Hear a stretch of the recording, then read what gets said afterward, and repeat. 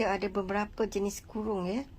Ini kurung pesak biasa. Awak perhatikan bahu. Untuk cantik, perhatikan bahu tu kat mana saya buang. Okey, bahagian berlorik. Lepas tu, ni kan pesak ni, mana bahagian serong, kat mana nak letak serong dan tegak. Kena hafal ni.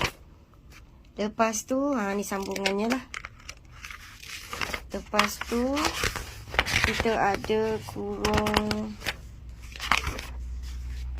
Ni cerita pasal tangan, badan. Wait,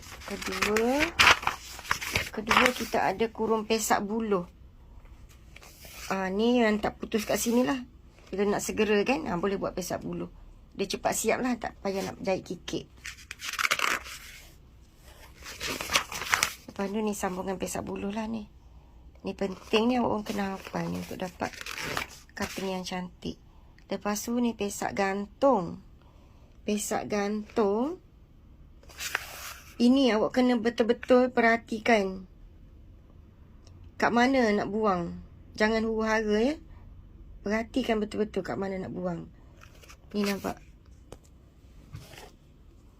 Yang pesak atas buang dekat sini. Pesak bawah jangan buang dekat ujung sini, buang dekat sini. Lepas tu yang keempatnya kurung pahang. Riau Mersing. Perhatikan bahagian tak putus. Ni, yang tak belah ni. Jadi, bahagian tak belah ni mana nak buang? Jangan buang belah sini. Kena buang belah sini.